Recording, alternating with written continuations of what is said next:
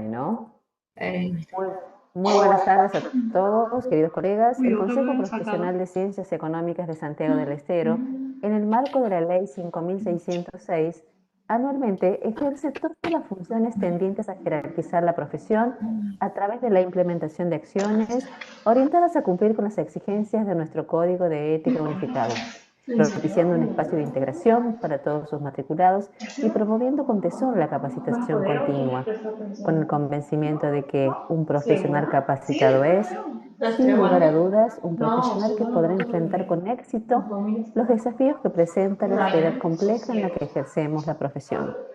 Hoy tenemos el honor de que nos acompañe virtualmente la contadora Mirta Userpater, quien abordará la temática referida a la liquidación de haberes en sus dos niveles, nivel inicial y nivel avanzado.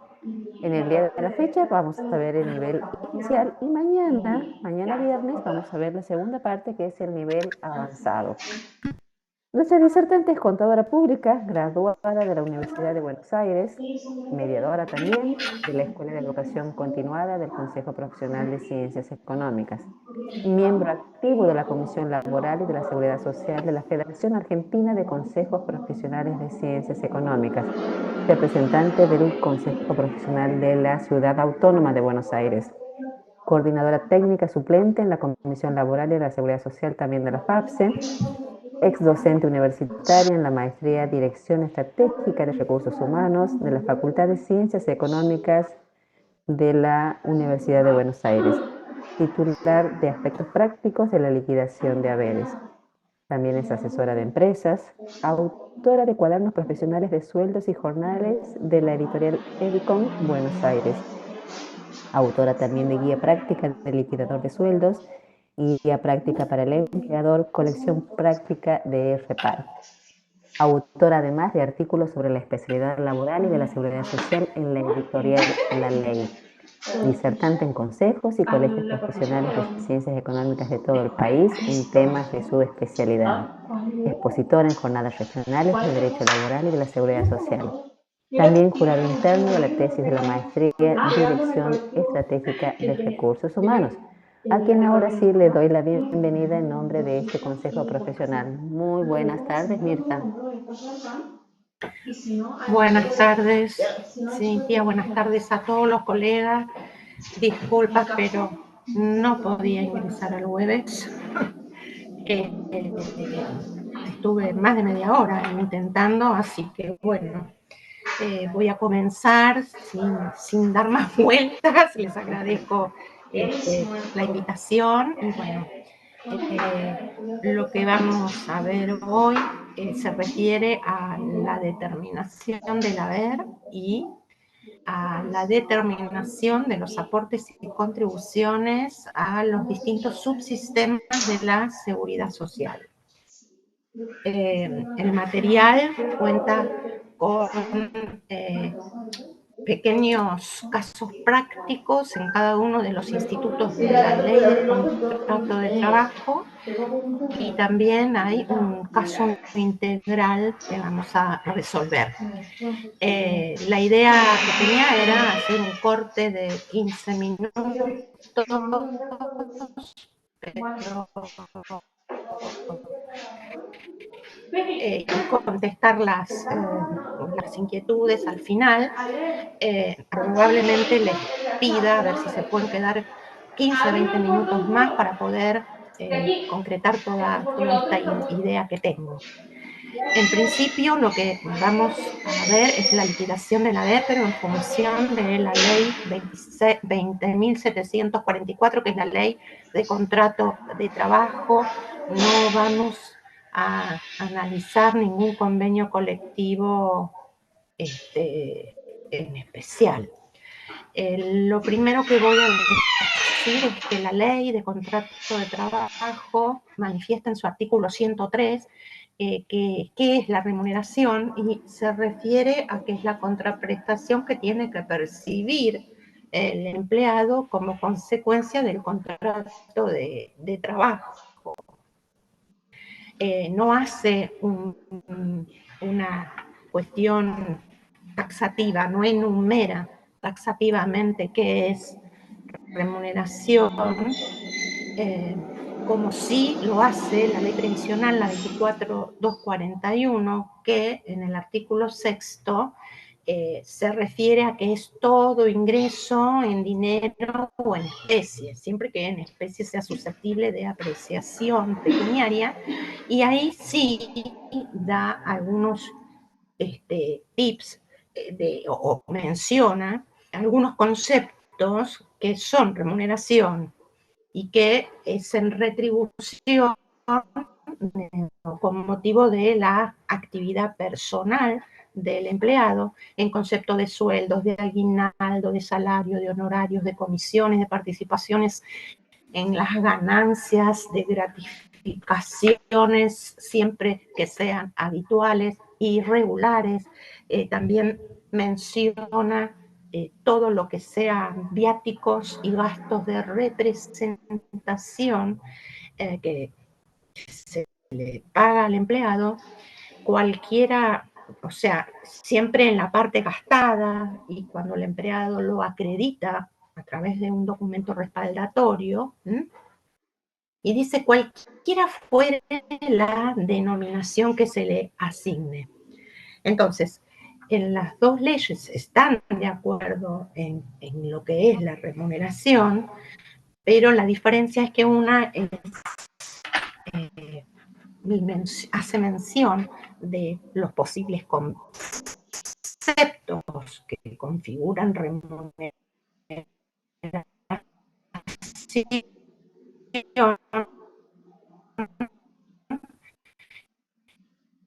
y en la otra es saber que ejemplos, digamos, que podemos dar de lo que significan las remuneraciones. Y dentro de una liquidación de haberes vamos a encontrar algunos de estos conceptos que estoy ejemplificando acá, como es el sueldo básico o jornal. Esto es en el caso de que un empleado esté amparado por algún convenio colectivo de trabajo. Ustedes ya saben que lo que define el estar o no amparado en un convenio colectivo es la tarea que realiza el empleado, es decir, que lo que hay que buscar dentro de los convenios es la función o la actividad o la categoría de los empleados, la tarea, la función que realizan.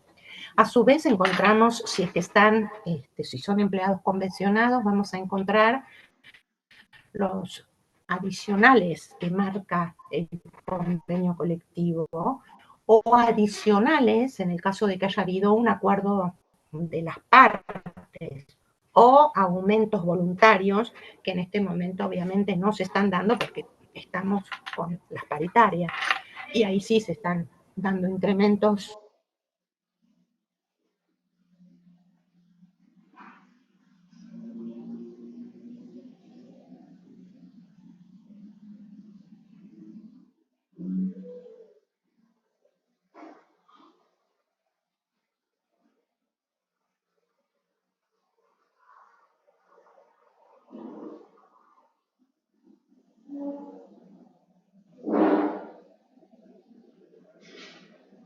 Comisiones, las gratificaciones habituales, los premios, las propinas, siempre que sean habituales y que no estén prohibidas, participación en la ganancia, habilitaciones, viáticos sin comprobantes, el preaviso otorgado en el caso de la extinción de un contrato de trabajo.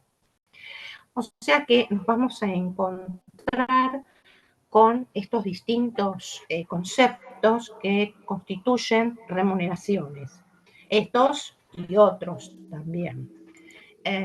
Lo que tengo que tener en cuenta es que todos estos conceptos surgen directamente del contrato de trabajo, por la existencia del contrato de trabajo, y todos ellos son base de cálculo para los otros institutos de la ley, es decir, si yo tengo que determinar el aguinaldo, voy a tener en cuenta todos esos otros conceptos remunerativos en la base de cálculo. Y por otro lado, son base de cálculo de los aportes y las contribuciones a la seguridad social. todos esos conceptos que se denominan remunerativos.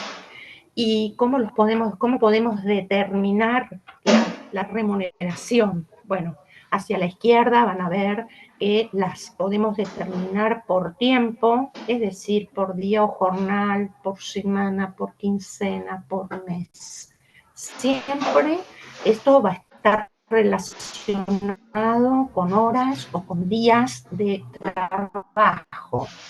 Y por el otro lado también se pueden determinar por rendimiento, que serían unidades de obra, comisiones, habilitaciones, participaciones.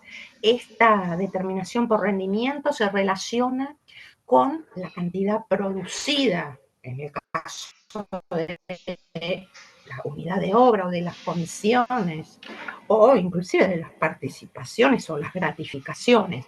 Siempre están relacionados a una cantidad producida o bien a objetivos que ha alcanzado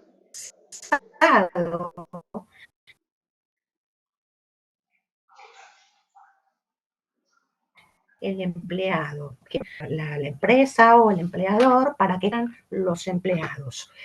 Nosotros podemos tener en una liquidación de sueldos o de haberes simplemente liquidaciones por tiempo, que se denominan también remuneraciones fijas, que son las que nos van a aparecer todos los meses en los recibos de haberes, que casi siempre se van repitiendo. Pero también podemos encontrar una liquidación en donde el empleado perciba, además de estas remuneraciones fijas, lo que denominamos remuneraciones variables. Entonces,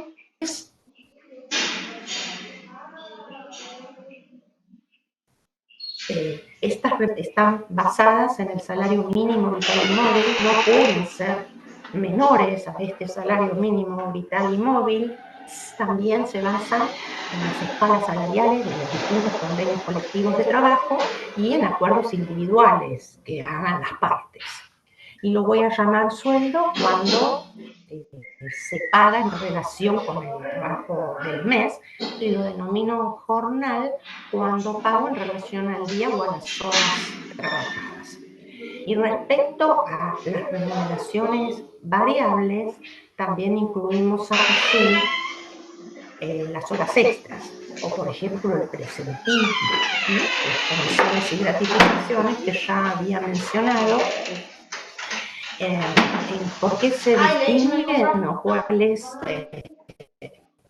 el carácter distintivo de estas remuneraciones variables? Es que no conocemos el cuánto, es decir, no sé hasta que no está devengado el mes cuántas horas extras realizó el empleado o cuánto le corresponde de comisiones por las rentas concertadas en el mismo mes.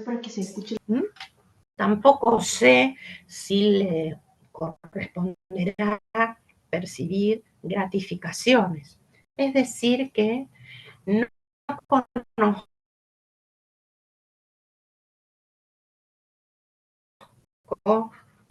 porque no sé si van a estar en liquidación de haberes. El tema es que cuando un empleado percibe fijas y variables, esas remuneraciones variables, también van a intervenir en todos los cálculos, ya sea del aguinaldo, de las vacaciones, de los feriados. Es decir, que las tengo que tener en cuenta, y en algunos institutos de la ley tienen un tratamiento diferente al de las remuneraciones fijas, que por supuesto lo vamos a ver con los ejemplos. Como pagamos los haberes, se pueden satisfacer en dinero, en especie, en habitación, en alimentos, o mediante la oportunidad de obtener beneficios o ganancias. Y además, las remuneraciones que se fijen por los convenios colectivos de trabajo tienen que expresarse en dinero, y los pagos que se hagan en especie no pueden exceder el 20% del total de la remuneración. ¿Y con qué los pago? ¿Y cuándo los pago? ¿Y dónde los pago? Entonces, acá tenemos artículos de la Ley de Contrato de Trabajo que definen con qué abonamos los saberes y nos dan tres posibilidades. Una es en efectivo, otra es en la cuenta sueldo, o bien con un cheque a la orden del empleado para que lo cobre el empleado o alguna persona que designe el empleado. Eso es presentarse en la ventanilla de un banco. Por el otro lado, cuando se abonan las remuneraciones y en el caso de que el personal sea mensualizado o jornalizado, se paga hasta el cuarto día hábil del mes siguiente, es decir, el mensualizado, una vez que ya está devengado el mes, tenemos tiempo hasta el cuarto día hábil del mes siguiente para abonar los sueldos, para hacer las acreditaciones en las cuentas sueldo. Y en el caso de los jornalizados, que liquidamos 2 quincenas, también cuando finaliza la primera quincena, el empleador tiene hasta el cuarto día hábil siguiente para pagar esa primera, y cuando finaliza la segunda también tiene hasta el cuarto día hábil ya del mes siguiente. ¿Y dónde se debe abonar? La Ley de Contrato de Trabajo marca en el lugar de trabajo, o sea, en el domicilio de explotación donde está trabajando el empleado y durante la jornada de trabajo. Pero en el 2001, la resolución 360 impone la apertura de cuentas sueldos con determinados requisitos. Hoy en día en las zonas urbanas hay cajeros automáticos alrededor de uno se da vuelta y ya los encuentra. ¿Le puedo hacer una pregunta, Mirta? ¿Podríamos las preguntas hacerlas o en la mitad o al final? Porque tal vez yo te pueda estar diciendo algo que vaya a ser la respuesta a tu consulta. ¿Puede ser para no ir interrumpiendo? ¿Estás de acuerdo? Sí, está bien, disculpe, siga nomás. Okay. Bueno, de todas maneras, como existe el artículo 124 y el 129, el empleado puede solicitarle por escrito al empleador que quiere que sus saberes se los abone en efectivo y en el lugar de trabajo. A pesar de ello, es obligatoria la apertura de la cuenta sueldo. La puede abrir el empleado o la puede abrir el empleador, lo cual no indica que obligatoriamente la tengan que utilizar, pero tiene que estar abierta. Estamos bien. ¿Cómo los clasificamos a estos conceptos que enunciamos? Son principales porque integran la remuneración fundamental y son complementarios porque son accesorios. Y esto lo vemos en el artículo 105 cuando mencionamos que se pagan en dinero o en especie o en habitación o en alimentación. Y según el comportamiento dijimos que pueden ser conceptos remunerativos fijos y conceptos remunerativos variables. Y según la naturaleza, y esto es lo importante, esos conceptos que enunciamos, que son remunerativos, comentamos que son base de cálculo de todos los institutos de la ley y que todos están sujetos a los aportes y a las contribuciones. En cambio, los que tienen naturaleza no remunerativa tienen una finalidad completamente distinta de los remunerativos. Los no remunerativos sirven para reparar daños, en el caso de que se extingan los contratos de trabajo, para otorgar subsidios, como por ejemplo las asignaciones familiares, o reintegrar gastos, es decir, cuando el empleado adelanta un gasto y luego, mediante la entrega de un comprobante, el empleador le reintegra el gasto, o a través de lo que se llaman beneficios sociales, que lo que intentan es mejorar la calidad de vida del empleado y de su familia. Todos estos conceptos no remunerativos, a diferencia de los otros, todos son taxativos, o sea que siempre hay una normativa que avala el carácter de estos conceptos no remunerativos. Y aquellos empleadores que no estén obligados a la utilización de lo que se conoce como LSD, Libro de Sueldos Digital, además de determinar los aportes y contribuciones con el famoso formulario 931, tendrá que presentar una declaración jurada de no remunerativos, siempre que no esté nominado por AFIP o que no se adhiera voluntariamente al uso del libro de sueldo digital. Y dentro de estos no remunerativos, les comenté los beneficios sociales, que al momento tenemos 7, que no son obligatorios, obviamente, porque no surgen del contrato de trabajo, sino que es una liberalidad del empleador, otorgarlos o no. Lo que no puede hacer el empleador es otorgar uno de ellos y después quitarlo para otorgar otro. Eso no lo puede hacer porque ya es un derecho adquirido del empleado cuando lo otorga.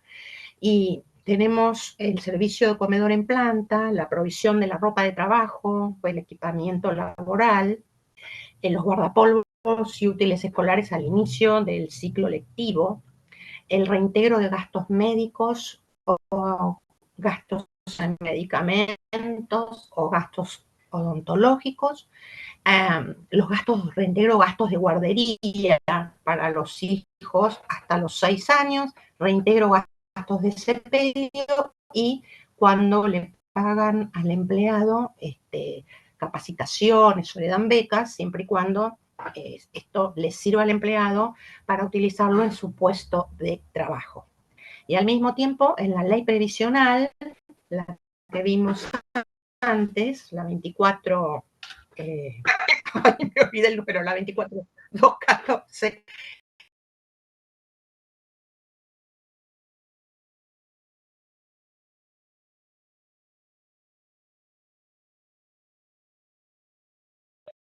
Hola Mirta, ¿escuchás Mirta?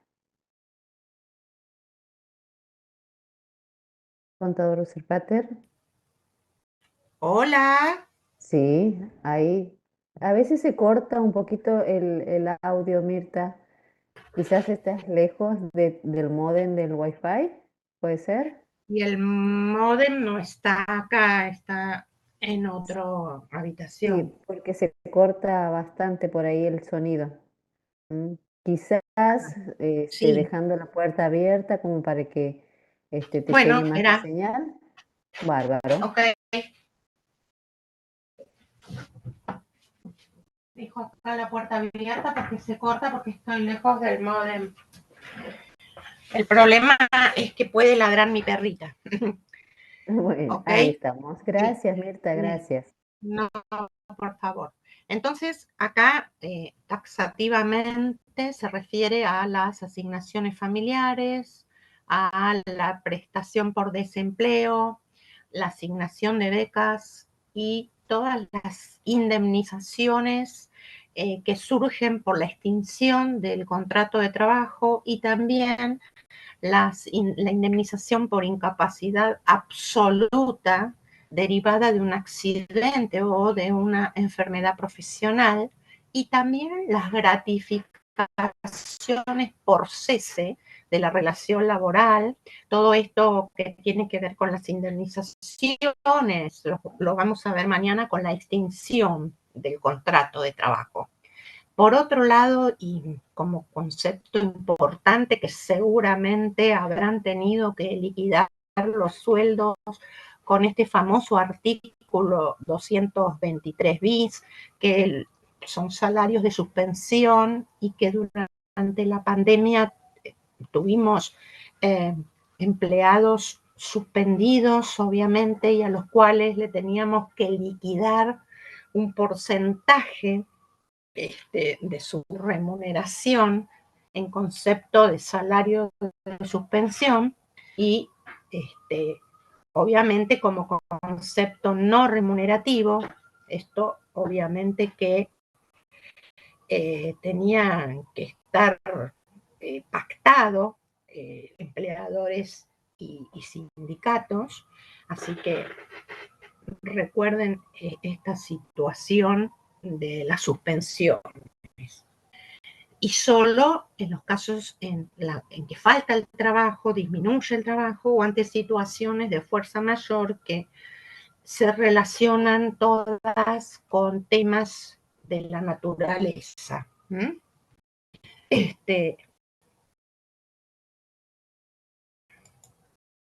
Vamos a comenzar con el sueldo anual complementario, que es un instituto de la ley y que menciona que el aguinaldo o sueldo anual complementario es igual al 50% de la mayor remuneración mensual devengada por todo concepto, dentro de los semestres que culminan en junio y en diciembre de cada año.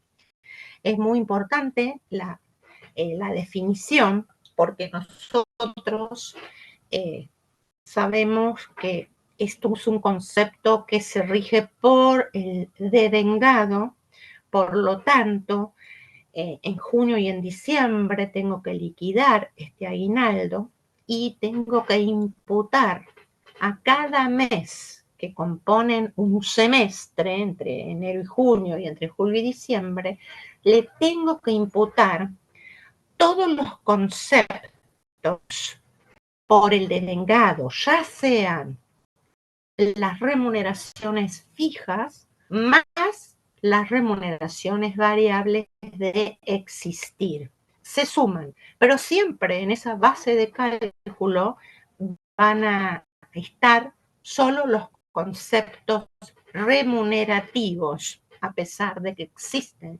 algún convenio colectivo como el de comercio, que cuando hay un incremento salarial no remunerativo, lo toman en cuenta para liquidar el aguinaldo. Pero el principio o regla general es que para calcular el aguinaldo, nosotros tenemos que observar para cada mes del semestre, imputar las remuneraciones por el devengamiento y por todo concepto. Y elegir la mayor remuneración. Ahora, la ley no exige que la mayor remuneración sea la normal y habitual, sino que simplemente se trate de una remuneración mensual. Y esto también, ¿qué quiere decir? Que no todos los meses, por ahí el empleado realice horas extras, o que no todos los meses perciba comisiones. Entonces, acá no me está pidiendo que sea normal y habitual, es decir, habitual y regular. Todos los conceptos van a imputarse a cada uno de los meses del semestre. Y que cuando no hay remuneración, no habrá aguinaldo. Vamos a ver el caso, por ejemplo, de una mujer en licencia por maternidad que durante el transcurso de esos 90 días no tiene remuneración, por lo tanto, tampoco se le liquida aguinaldo completo. Va a ser un aguinaldo proporcional. Y por el otro lado, es una retribución diferida que se va devengando día a día, pero que la abono semestralmente. Si trabajó el empleado todo el semestre, le aplico a esa mejor remuneración devengada el 50%, pero si no trabajó todo el semestre, este 50% lo voy a tener que proporcionar. O sea, multiplicarlo por los días del semestre devengados y dividirlo por 180 días. Y acá la primera aclaración. El empleador tiene que tomar una decisión respecto a si va a considerar todos los meses de 30 días, en consecuencia el año calendario de 360 días y los semestres de 180 y 180, o si va a considerar los días reales de cada mes, 30, 31, 29, y en ese caso el año calendario tendrá 365 días y el semestre primero 181 y el segundo 184. Es una decisión que toma el empleador. Yo tomo siempre 30 días, porque el efecto es el mismo, o sea que tomo los 180 días de un semestre. Que por otro lado, AFIP toma 30 días, 360 al año y 180 cada semestre, o sea que sigo ese criterio siempre. Bien, ¿cuándo debo abonar estos aguinaldos? Pues el primer aguinaldo es al 30 de junio y el segundo aguinaldo es hasta el 18 de diciembre. Esto del 18 de diciembre fue impuesto para el segundo SAC o sea, diciembre 2015, que la segunda cuota tenga un tope para abonarla y que ese tope sea un 18 de diciembre de cada año. Y si ese 18 de diciembre es un día feriado o inhábil, tengo que ir para atrás, hacia atrás, y abonarlo en el día hábil anterior a ese 18 inhábil.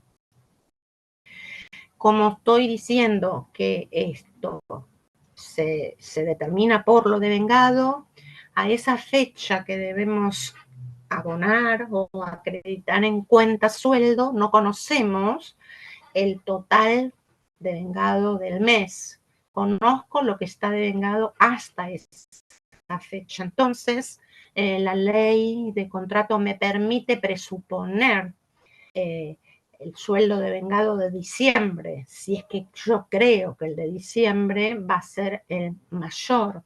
Y entonces, a la fecha de pago, al 18 de diciembre, por supuesto que voy a hacer un recibo de haberes, porque cada vez que el empleador abona al empleado, debe hacer un recibo de haberes completo, no es un adelanto de aguinaldo, sino que es segundo SAC. Y que cuando termina diciembre, uno tiene que liquidar el resto del mes y ahí puede ajustar en más o en menos si es que lo que presumió no es lo realmente devengado. Entonces, ¿qué rubros voy a computar para calcular el aguinaldo?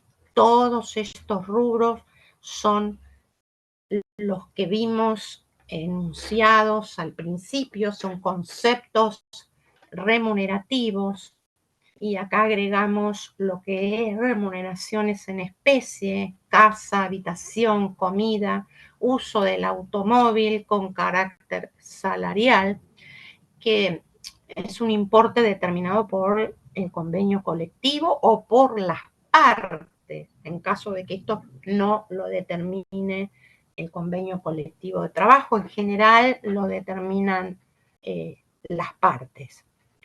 O sea que todos los conceptos son los remunerativos. ¿Y qué es lo que no voy a considerar como tiempo de servicio, tiempo de trabajo remunerado, pagado, a los efectos de cálculo de este SAC? El periodo de reserva de una enfermedad inculpable, en donde no hay haberes, el periodo de reserva de los cargos gremiales, que tampoco hay haberes, el periodo de la licencia por